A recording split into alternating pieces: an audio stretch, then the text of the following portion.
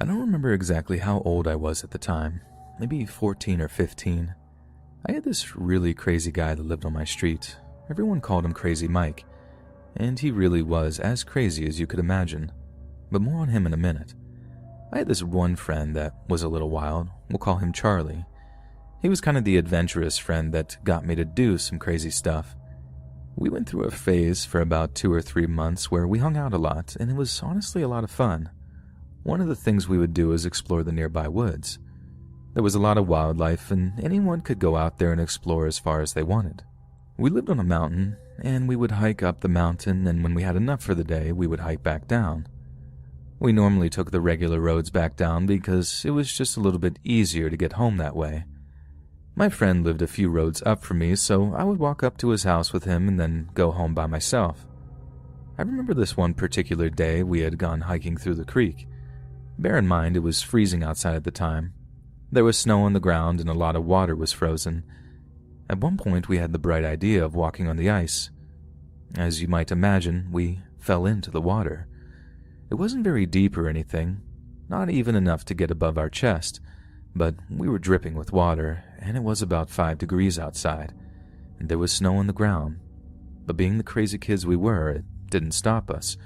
We just continued hiking even after we got soaking wet. I don't know if we just had a really high tolerance to the cold or it was adrenaline, and we were all good. We continued on for a couple of hours that day. But after a certain point, I finally talked him into heading home for the day. He agreed, and we went down and got on the road. We made our way back down like usual. But this is the point when I started freezing. I was too cold, and I knew my body. I knew that I was in some kind of danger, like getting near hypothermia or something.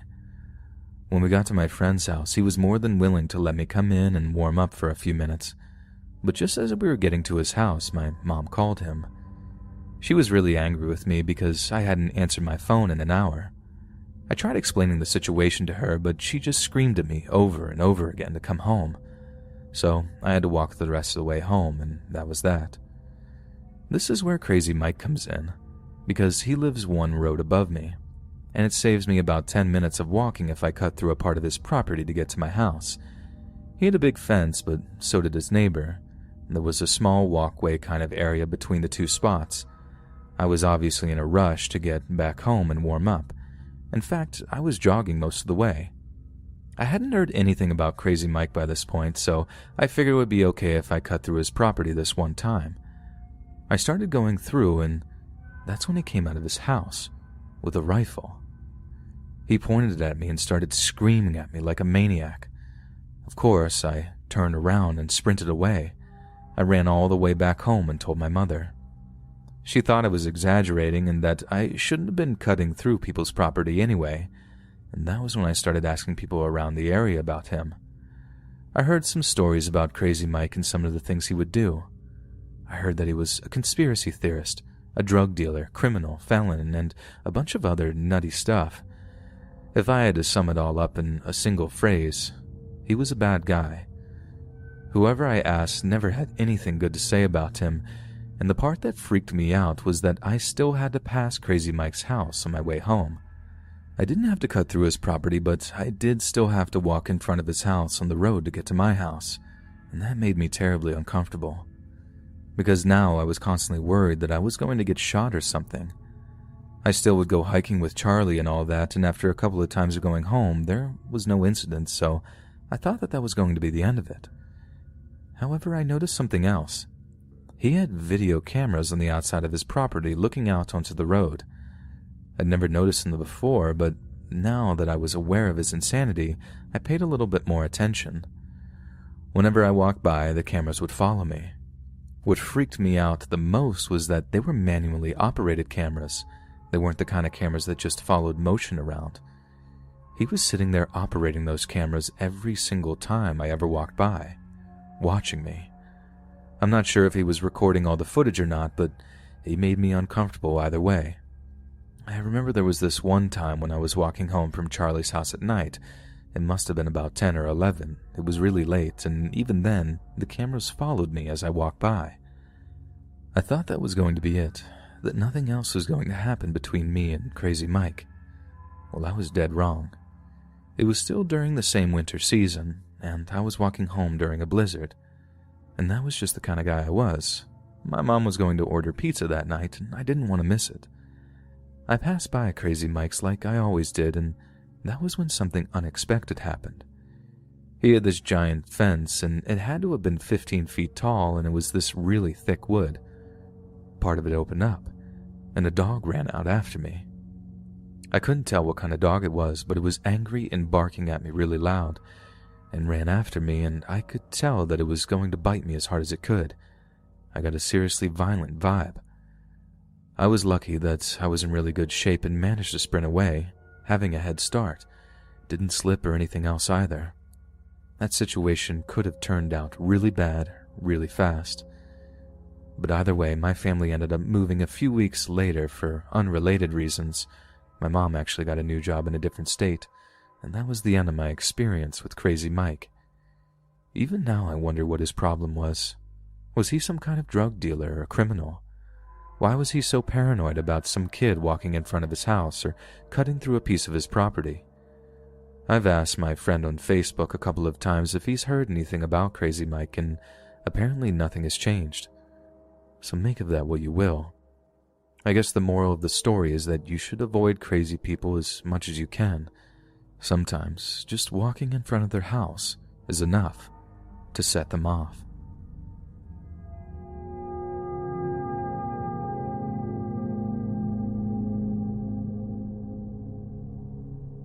I consider myself a very romantic girl.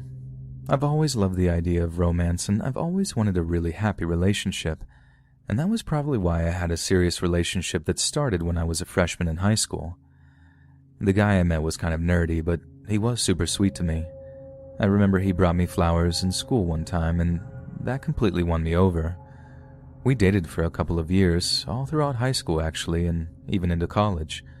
We ended up going to the same community college as well. I really thought that we were going to end up getting married. I even secretly started planning our wedding. Of course, I didn't say anything about that to him because I didn't want to freak him out, but it was on my mind. But one day, something about him changed. I couldn't exactly tell you what, but he became a little bit too possessive.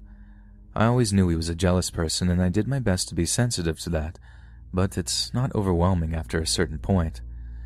I had a chemistry class, and I got paired with a guy to work on a project. We had to do some work outside of the class, and you already know how my boyfriend reacts. I told him I couldn't hang out one day because I had to be at the library to get some work done. He seemed a little suspicious about it. I almost always made time for him. He wasn't used to getting told no. Me and my chemistry partner were almost done with our project. We made a lot of good progress, and I was sure that we were going to make a good grade, but that was when my boyfriend showed up at the library, and oh my God, he made such a scene. It was the worst thing ever. He started freaking out. He tried fighting my chemistry partner. He just kept yelling at me that he was trying to spend time with me, and I lied to him to spend time with another guy. He was literally hysterical. He thought I was cheating on him, but nothing I said stopped him. He just kept going, and everyone in the library was staring at us. The librarian didn't even intervene. They just let the whole thing continue. Finally, I told my boyfriend that we were over. I said it really loud and very firm, and that was the only thing that got him to stop. He made the most broken facial expression I'd ever seen, and he stormed out. After that whole experience, I decided that I really didn't want to be with him. He was just too jealous. I talked with him later on the phone that night, and I explained that I was planning on breaking up with him anyway. But that whole fiasco in the library was a serious tipping point for me. He still thought I was cheating on him with the guy in the library, and I was honestly done fighting about it. He said that he was willing to try and work it out no matter what. He said that he didn't want to lose me. He really wasn't taking it well. It finally got to the point where he was begging me to stay with him, and I just couldn't tell him no anymore. I finally told him goodbye and just hung up. Looking back, I don't know how else I could have responded to that whole situation. He was really difficult, and this is the point when he started stalking me. And it was small stuff at first, like I would notice him at the same stores. He just always happened to be there. Of course, he was just looking at me. He would see me look at him, and then he would look away or pretend like he was looking at his phone, but I knew that he was watching me. I remember it got really bad during the winter, actually. He would come to my house and write me messages in my car in the snow. He would say things like he's sorry and that he would change and that he forgives me. Every single thing in the world, he tried to say it. He was willing to do anything to get me back, but I didn't want to be with him. And the more he tried, the more it creeped me out. I remember doing this really weird thing outside of my one philosophy class. There were glass windows, and I had a seat next to the windows, and he would sit on the bench outside and stare at me every single class. It was horrible. There was no escaping him. And one day, things finally went too far. Now, my family had always gotten a cabin for Christmas. My parents and two sisters would stay in this cabin in the woods and spend time together. My family wasn't very big on spending a bunch of money on gifts that people didn't really want. Call us communists, but the family time was much more special, and I really enjoyed that tradition. My ex-boyfriend knew about this cabin. In fact, we brought him with us one time, so he knew where it was. And I remember it very vividly. It was snowing, we had a fire going, we were drinking eggnog and enjoying Christmas cookies. We were having a really good time. I went outside for a smoke break and I was just sitting on the rocking chair outside. This was when I saw something in the woods. I got really nervous that it was a bear. That was always our big fear when we stayed in that cabin. There was always the possibility of a bear. But I squinted my eyes a little bit and noticed that it was no animal. It was my ex-boyfriend. When I first noticed, I screamed. I ran back inside and told my family. They already knew that my ex was a total creep, so we all got prepared. My dad went outside and chased him away. My dad said that he chased my ex-boyfriend for about a quarter mile through the woods. He figured that was far enough and that he wasn't going to come back, especially since we were going to have the cops notified about the situation.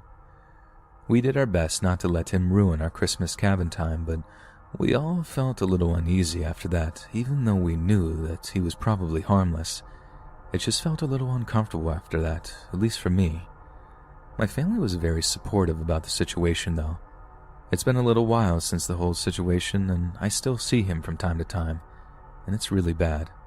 He doesn't really reach out to me anymore, but I know he still watches me a lot. Getting a restraining order almost feels like being too precocious. I don't want to be mean about it, but at the same time, I really want to move on from him. Some of my friends have been talking me into getting a restraining order on him, though, and I might. Looking back, I shouldn't have been such a romantic. There were a lot of warning signs that I missed. He was a seriously messed up individual, and I ignored every single warning sign there was, and there were plenty.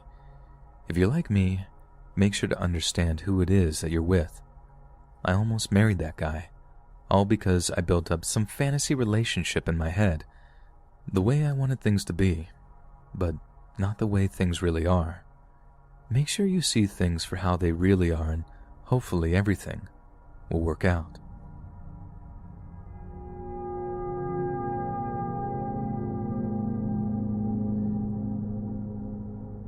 I had a really horrible experience during a summer trip for our school program. It was a JROTC summer camp, and for those of you not familiar with the program, it basically gives you basic military understanding. You go on runs, do marching commands, stuff like that. It's offered in most high schools in the United States. I come from a family of military professionals, so it just seemed like a logical choice. Even though I didn't plan on joining the military myself, I am a pretty short girl. My name is Caitlin, and during camp I met a nice guy. He was in my squad during a particular practice exercise, and I thought he was a really great guy. We didn't get to spend too much time together, though. The boys and the girls slept in separate buildings, and most of the time, we didn't get placed in the same squad for activities. I remember thinking that he was really funny and cute. He was one of those guys who somehow had the ability to make jokes that didn't have to hurt anyone's feelings, and I always thought that was rare. If you think about it, it's really difficult. When was the last time you made a joke that wasn't at the expense of someone else? So I guess I valued that, and it was one of the things that attracted me to him. Like I said, we didn't get to spend a lot of time together, and it just made me want to be with him more. We exchanged phone numbers on the last day in the hopes that we would date sometime after we got out. We kept in touch for the following weeks and everything seemed good. The only problem was that he lived about 30 minutes away from me. We were both seniors in high school, and that is a long trip for someone that makes minimum wage part-time. We talked on and off again for a few months, but it didn't really go anywhere, and I just figured that I would let it die. That was until around late October. He started talking to me a lot. I remember we became really close, and we talked on the phone a whole bunch and were texting each other obsessively. My family got mad at me at Thanksgiving because I was on my phone the whole time, and I could not get enough of him. He seemed so interested in me. I later found out this because he had just broken up with his girlfriend. I didn't even know that he was in a relationship, but yeah, he got interested in me once he was out of that last relationship. He still kind of flirted with me before, though. Still not sure how I feel about that, and it seemed kind of sketchy. I remember at one point the conversation just became a little dry for me. I got a little less interested. Not exactly sure why, he just seemed so into me, he texted me obsessively, even a few weeks later, and my interest started to wane. That's when he started getting really brave over text messages. He would say really intimate, almost too personal things to me, even started sending me dirty pictures of himself. And not just regular pictures, like very dirty pictures, if that gives you any kind of inclination. This one time he kept saying that he wanted to sleep at my house. He said that he could borrow his mom's car over the weekend, but he didn't want to drive all the way back until the next day. He kept asking if he could just sleep in my house. Obviously, my mom would have said no.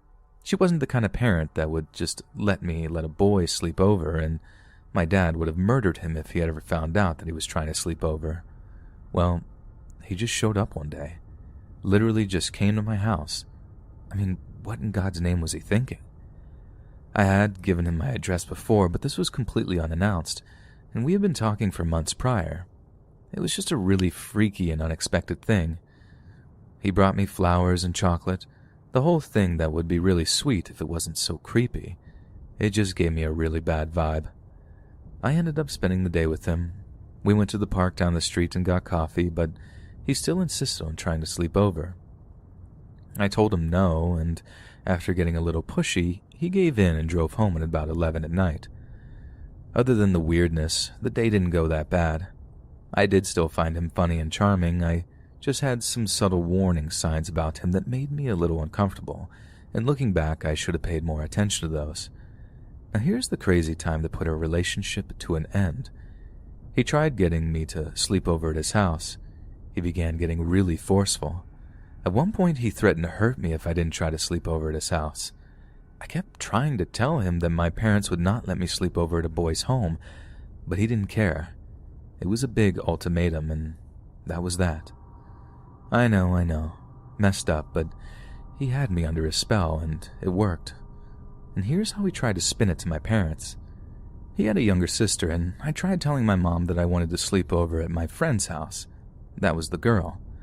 And I wanted her to drive me over there. Keep in mind, I didn't have my car or a learner's permit or anything. I was kind of scared of driving, if I'm going to be honest.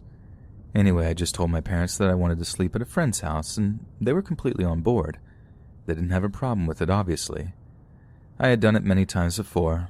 My mom drove me over there, and when we got there, the only person home was him, and his family wasn't coming back until Monday. He didn't even tell me that he was home alone for the weekend. My mom had no idea that there was going to be no parental supervision. She is kind of overbearing with stuff like that, so she asked him to speak with his parents. She just wanted to double-check that everything was good, and that they were okay with the situation. Well, as you might imagine, it wasn't long before my mom figured the situation out. She drove me back home, and that was the end of that whole situation.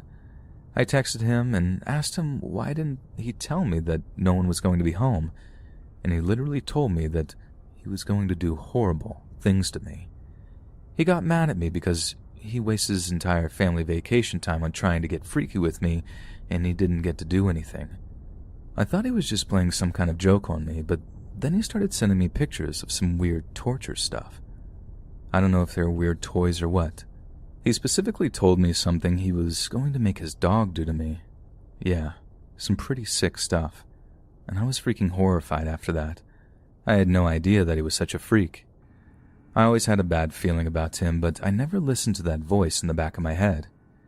Anyway, my mom told me I wasn't allowed to talk to him anymore, and she was really unhappy that I was being deceitful with her, and I can understand that.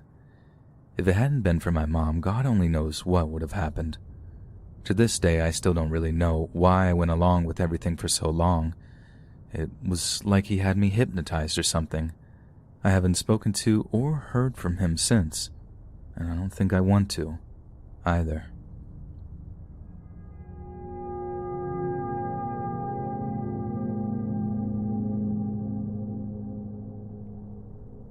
I'm not exactly sure how to start my story.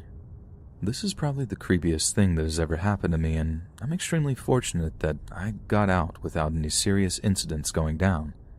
I was in middle school at the time. My name is Angela. I really enjoyed school during those days. I was your typical naive, happy girl. I remember it very vividly. It was my 8th grade first semester, so I had only a few weeks until Christmas vacation, which I was looking forward to because I got to see my cousins. We always had so much fun. My school experiences were pretty ordinary for a girl like me, and I don't want to sound stuck up or anything, but I know that some men considered me attractive, and it became very obvious with the way male teachers behaved towards me and other girls like me. Ask any kid in middle school or high school and they'll tell you, certain male teachers just have a certain feeling about attractive young female students, and one of those teachers for me was Mr. Edwards. I had him for a couple of different classes. He was my homeroom teacher, history teacher, and geography teacher, so I saw him quite a few times every single day. The way he looked at me, it was just a little weird. I didn't recognize it at the time, but the signs were definitely there. He just lingered a little bit too long, and I know I wasn't the only girl in the class that he looked at a little bit too much. Now, for the most part, this was completely harmless. Many of these male teachers never act on their impulses, which is a good thing, but from what I understand, Mr. Edwards was going through specific tribulations in his personal life. I don't really know the specifics, but I heard a rumor that him and his wife got a divorce. I heard that rumor toward the beginning of the semester, which meant that it could have happened sometime in the summer, or maybe even during the school year. I'm not really sure. It was just a rumor. But it certainly would explain some of his behavior. I remember as time went on, my intuition about him became more negative, and I genuinely started feeling uncomfortable in his class. So there was this one time that he called me in front of the class. He would call on students to write the date of a specific event that we were studying, and you would get up and write the date on the board. If you got it right, you got a piece of candy, normally a lollipop or something like that. But if you got it wrong, you just sat back down. We were actually studying World War I, and he called on me to write the date for the start of the war. I wasn't a bad student, but history was really hard for me because I thought it was boring. And I didn't know the date. I just guessed 1904, but apparently that wasn't right. Even now, I still don't care enough to Google it. I finished writing on the board. I turned around to look at Mr. Edwards to see if I had gotten it right or not, and he looked really weird. I'm not even sure how to describe it. Then he said, "You should know this. You've been a very bad girl, Angela. I might have to punish you after class." He was sitting at his desk, and he said it in such a creepy tone of voice. It was the freakiest thing I'd ever seen. I remember looking at everyone's facial expression, and they thought exactly the same thing that I thought. Mr. Edwards caught himself. I guess he realized what a creep he was being and decided to turn the situation into some little joke. He pulled out a Nerf gun from under his desk and shot it at me. The class laughed. It would have been a funny moment had I not felt like he was such a creep just a few seconds prior. I talked with my friends about it after class, and they all agreed that it was really weird. If that experience wasn't bad enough, it got even worse. So it was really cold outside, but the school had the heaters on really high. Everyone, including myself, would wear a really heavy sweater or jacket to school and then take it off when we got inside. It was the only way to do it. It felt like an oven in that school sometimes. Being the forgetful person I am, I left my sweater in class, and it was none other than Mr. Edwards' class. It wasn't a big deal. I had plenty of sweaters and jackets. I even had a spare in my locker that I wore home that day. So, It was really easy for me to forget about it after a day or two. I just had other things on my mind. Well, I told my mom about it, and she nagged at me to make sure that I got it before the semester ended. She did the whole, "I buy you all these clothes, you better take care of them" type rant. Kinda typical, but she was right after all. I think it was 2 or 3 days before Christmas break began. I went to Mr. Edwards' class after the last class before the day ended.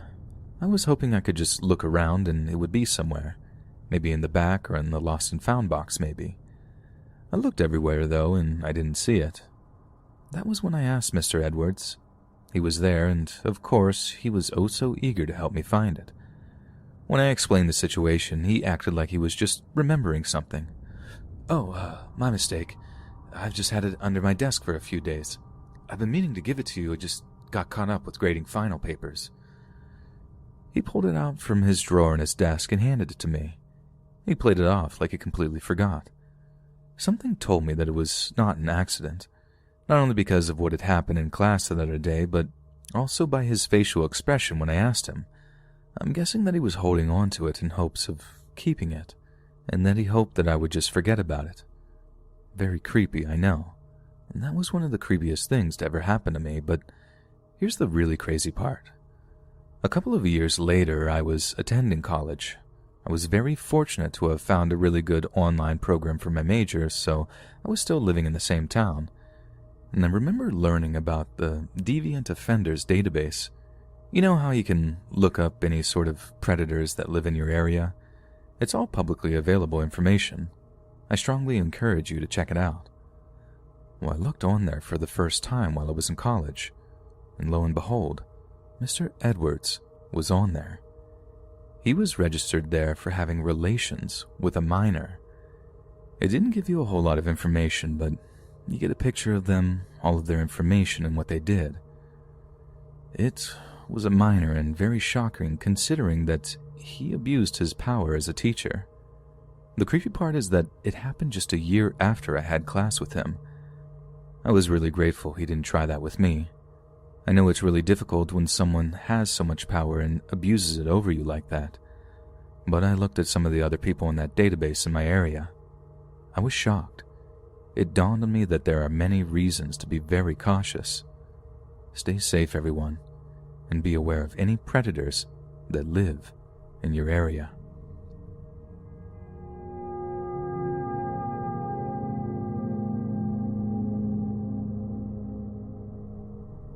I have a really horrible story from my past.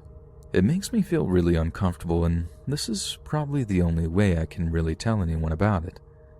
I had your typical big happy family. Everyone loved each other and everything was really good. Lots of aunts, uncles, cousins, and especially people your own age. There were probably about 30 of us, and we all spent a lot of time together and we were all really close. However, not everyone in the family was a good egg. And here comes my Uncle Ron. He hadn't been in the picture for a long time because he was in prison. I didn't know what he was in prison for at the time. I was young after all. Kids shouldn't know that kind of stuff.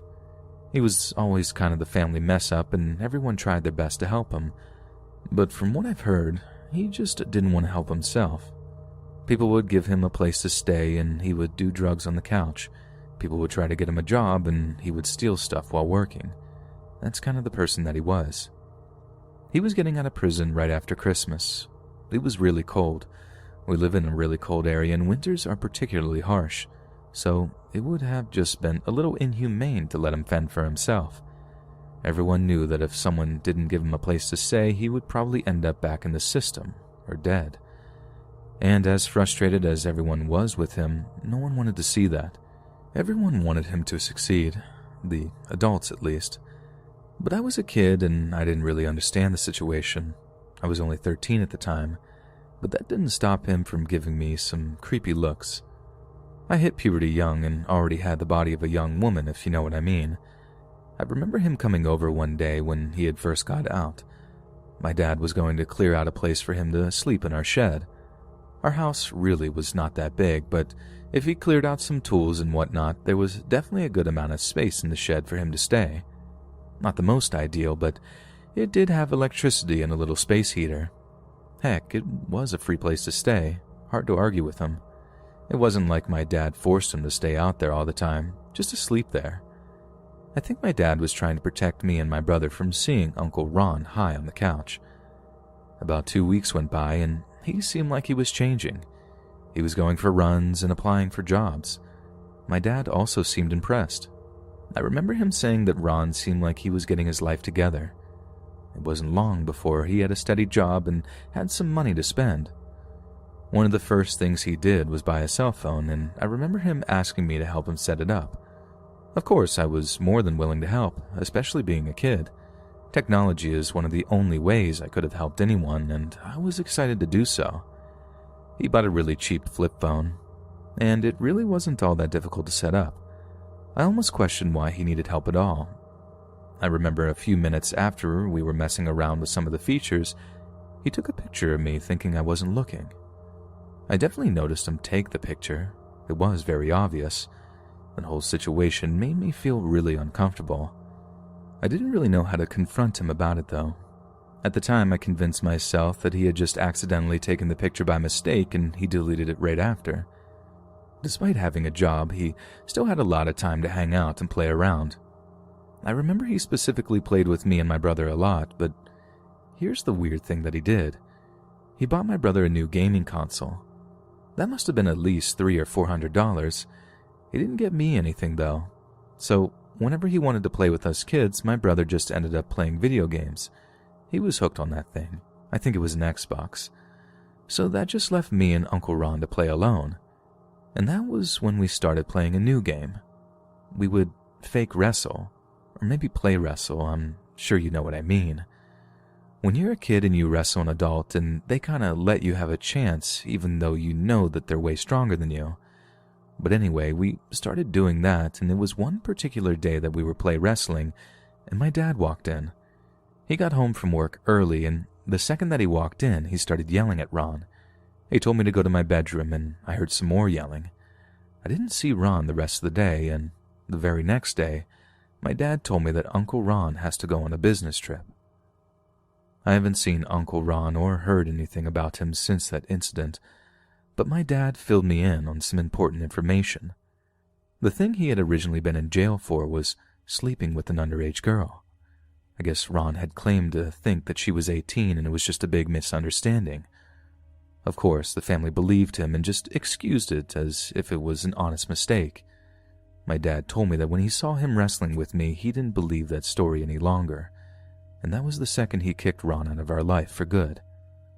Like I said, I don't know where he has been or what he's been up to, but I guess threatening the safety of his kids finally got my dad to cut ties for good.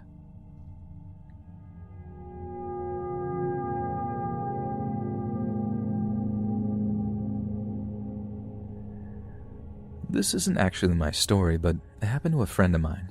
Actually, it was 2 friends of mine, and the entire situation was my fault. So my friend Steven was someone I played Xbox with a lot.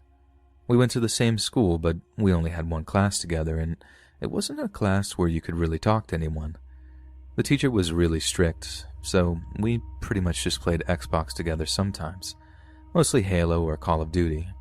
If I'm going to be honest with you, I didn't really know him all that well. I mean, I thought I did, but I really did not. The other friend of mine is a girl. Her name is Brittany. She was in our grade and I was friends with her. Sometimes we texted or hung out in class. She was one of those really eccentric people. I remember her posting a whole bunch of funny memes on my Facebook wall. Some of them were mildly inappropriate. Luckily, my mom wasn't friends with me on Facebook, so nothing bad ever happened to me. But I thought it was a great thing. The world is already dull and gray, and some people had just a little bit of color. But anyway, I had added Steven on Facebook. Like I said, we only really played Xbox together, and it was over a year into our friendship that I even realized he had a Facebook account. I guess guys don't really care that much about being friends with other guys there. Who knows? Well, he noticed Brittany's memes on my Facebook wall, and he asked me about her on Xbox one day. Naturally, I didn't think anything of it. In fact, he wasn't the first person to ask me about her, but I told him that I was friends with her and everything else. He asked if I was going to try and ask her out. I explained to him that I wasn't interested in her like that and I just wanted to stay friends with her. And that was pretty much where the end of the conversation happened. The next day, though, he added Brittany on Facebook. After all, we did all go to the same school, so I didn't think it was that weird. That's when Brittany messaged me and asked who this guy was. I explained to him that he went to our school and that I played Xbox with him from time to time. This all started going on at around November, and the funny thing is that we had a crazy blizzard that year. We were out of school for like 2 weeks, and it was the 2 weeks right before Christmas break, so everyone was celebrating. And honestly, it was a Christmas miracle. It gave all of us plenty of time to text and play video games, and it was during all that free time that Steven started acting weird. He started asking me weird questions about Brittany, and I just kind of figured that he had a crush on her. After all, if I'm going to be honest, she was a very pretty girl, and I couldn't have blamed him. I also knew that he was kind of an awkward guy, so I just didn't think anything weird was going on. I specifically remember one day when we were playing Halo. We were having a really good time, but in the middle of a game, he said that he had to get off. He just turned his Xbox off and left, and right before he did, he just said in a really hurried voice that he had to leave. I was doing really well that game, and we were playing with 2 other people. I just kind of brushed it off and continued playing. The next time I saw Steven was when we went back to school after Christmas break. I saw him by the lockers. I asked him what he had been up to, and he was looking at his phone. Out of the corner of my eye, I noticed that his phone wallpaper was a picture of Brittany. I thought that was kind of weird, but he turned it off and put it away before I could get a really good look at it. So I just chalked it up to me seeing some sort of illusion or something, or perhaps it was in my subconscious. And I already know what you're thinking. I know that I'm naive and I didn't see any of the red flags. The many, many red flags to come. But I can't change how I acted. It was also around this time that Steven started talking about her all the time. I guess he had gotten her number somehow and they started texting each other. But here was the weird part. He would text her while we were playing video games, and he always got so excited when she texted back. It wasn't very often, and I kind of got the vibe that she didn't really like talking to him. But whenever she did, I would hear his phone make this weird sound. He had a frog sound effect as his text ringtone for some reason, don't ask me why, and whenever he heard that frog, he would giggle like an idiot. It was really weird. Fast forward a couple of days, and Brittany texted me out of the blue. She asked me if I could give her a call because she really needed to talk to me. I have no idea what it was going to be about, and I gave her a call thinking it would be something serious. And it was. She asked me what was wrong with Steven. She told me everything. He was obsessively texting her and calling her and messaging her on Facebook. And here's the worst part. The time that he got off of Xbox really fast in the middle of a game, she was getting off of Xbox to go to her house. She didn't invite him, though. He invited himself over to her house. I guess he had gotten his mom to start driving him to Brittany's house, and Brittany told him that she wasn't even home. I don't know what he told his mom or even how he got her address. It was the freakiest thing. Brittany didn't know either. She said that he had got really mad after that, and she didn't understand why either, especially because she didn't even invite him over or give him her address. He was literally stalking her hardcore, and of course she blocked him. The next time he was on Xbox, I invited him to a party and asked him what he was doing, but he pretended like nothing happened. And when I pressed him about it, he said that she was just being a female dog and prude. This was the point where I stopped playing Xbox with him. I just wouldn't accept his invites and started appearing offline for a couple of weeks. After a while, he got the hint. Brittany told me that she came really close to calling the cops 3 or 4 times. She was really worried that he was going to do something else. After all, he didn't know where she lived, and that was a couple of years ago. I haven't heard from Steven in a long time. I'm still friends with Brittany. She said that she hadn't had an incident with him since, but looking back, it was a real eye-opener for me. I didn't realize you could spend so much time playing video games with someone and not even realize what a freak they really are.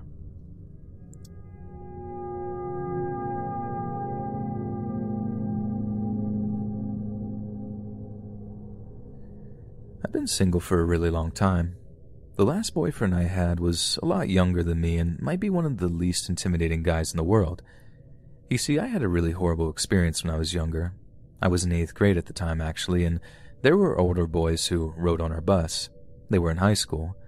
Part of me always knew that they were bad news, but I thought that they were mostly harmless. Oh, how wrong I was about that one. Let me back up for a minute. I was your typical overachiever. I came from an African-American family. My parents worked incredibly hard to provide a good life for me. I was an only child, and they wanted nothing more in my life than to see me succeed, and I really did my best. I was a part of a bunch of clubs, got good grades, the whole 9 yards.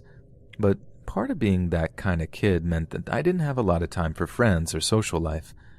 I don't know what I expected the social life of a middle schooler to be, but whatever I had wasn't cutting it for me. I only really had 3 friends. One of them was my cousin who lived in another state, and the other 2 went to my school. One of them was on the chess team with me and the other on my bus. I was chatting with my friend on the bus one day riding home from school. Like I said earlier, they were those boys. They sat in the back. They didn't really bother anyone, but they gave off a certain feeling that made me feel intimidated in some way. Not sure I can explain it beyond that. Well, toward the middle of the school year, they started getting really flirty with me. Whenever I saw them around, they would compliment me, and I won't lie to you, I love the attention. Having guys show an interest in me felt so good. I know I was young, but I so desperately wanted to expand my horizons in that part of my life. One of them eventually got my number, and we started talking. He invited me to a small party where those guys and a few other people were getting together. I normally would have said no. There's too much to do most of the time, but it happened to be on a day when we had a lot of snow during winter and school was closed. It probably would be for the next few days, and they even offered to pick me up.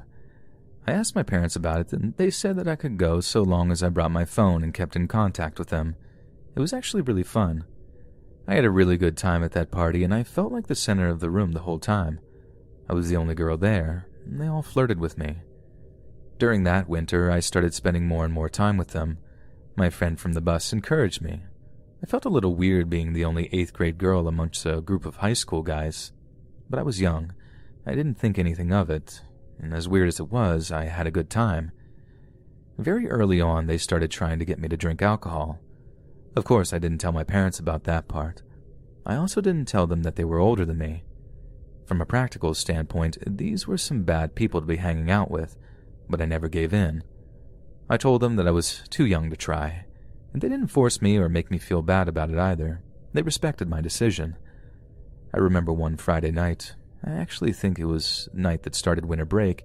I had just gotten my grades back for the first half of the school year, and I had over a 4.0. My parents were so proud. I was hanging out with those older guys, and they were all drinking a lot of beer. It must have been around 6. That was normally around the time that I went home, but my parents texted me and said that I could stay out late that night if I wanted to as a reward for doing so good in school. One of them started getting really drunk, though. His name was Tyler. That was when he did something a little unusual. He offered to give me some Kool-Aid. I don't think that he was being racist, but that was the only thing they had available, and since everyone else was drinking beer, it was the only thing that I could drink that wasn't alcoholic. I said yes because it honestly wasn't all that bad. Also, I love that lemon-flavored Kool-Aid. Favorite thing in the world, or at least it was. I remember him giving it to me and looking at me in a weird way. When I drank it, it tasted fine, but a little while later, I started getting really lightheaded, and at a certain point, I passed out. I don't really know what it was in that drink, but the only thing I know is that I woke up at 9 a.m. I was almost completely naked except for a bra, and my body felt weird. And it felt weird in exactly the ways you'd expect. We mostly hung out in one of their basements. It was a really big area, and there was another room beside the basement. That was normally where people would put their coats and stuff. I was in that other room. I ran back into the main area of the basement and started screaming at them. I was so mortified and felt betrayed. How could they do this to me? They started teasing me and saying that I was Tyler's girlfriend. I had like 100 texts and phone calls from my parents. I really didn't want to stress on my parents any more than they were already. I kept asking the guys where my clothes were, but they wouldn't tell me. Tyler said that if I gave him a kiss, that he would give them to me. But I was honestly disgusted at that point, and I was standing there in tears, begging for my clothes from guys who were 4 years older than me. Finally, I gave up and just started to leave. I just needed to be home at that moment. I was not okay, and that was probably the worst experience in my life. I had to walk home almost completely naked while it was snowing outside. I didn't have any panties on. Luckily, I could put my jacket from the other room around my legs and cover that part of me up. It was a little awkward wearing my coat that way, but it prevented anyone else from seeing my bottom half. When I got home, my parents were obviously shocked. They kept asking me who had done this to me, but I wouldn't tell them. I felt so ashamed. I kept telling them that I just wanted it to be over and to forget it. I told them that I was okay and I never was going to see those people ever again. I remember my father holding me in his arms for a long time, and I really needed that. Eventually, I got showered and got ready for bed, and I thought that I was going to be able to just forget about that night, but of course, it's never that easy. It was only a few hours after I got home that Tyler started texting me. He said that he had pictures of me and he was going to send them to everyone in school. Of course, I told him not to, but he said the only way that he wouldn't was if I sent him more. And this began the creepiest, most humiliating phase in my life. That creep sent me disturbing pictures and videos that they had taken while I was passed out. They did things I really can't talk about, ever. Just know that they were horrible. And Tyler said that he was going to let the world see them if I didn't send him even more. Tyler began stalking me. He texted me all the time and went into full predator mode. And the worst part was that I couldn't even tell my parents. I thought that they would disown me if they saw those pictures or videos. I felt completely helpless. Of course, I now know that I should have said something that night, the night I got home, but I didn't. And the abuse continued for way longer than it should have. It was around February that I finally had enough. Tyler kept asking me for pictures, and I was tired of sending them to him. I just couldn't do it anymore. I decided to do something about it, and I asked one of my favorite teachers for advice on what I should do. She was extremely supportive and got the situation resolved. We filed a police report and did everything we could. Thankfully, there was a lot of proof over text messages. The boys basically faced a serious criminal threat if any of those pictures ever went out to the world, and the important part was that I don't think my parents ever saw them. I know they would have been so ashamed of me, and I didn't want to let them down. It's been a long time since this experience, and it really shaped me into who I am today. It's why I haven't really dated much, and it's also why I hate winter. I'll always remember the cold snow touching my bare back as I walked home that night. I haven't kept up with what happened to any of them, but I can't imagine. It's good.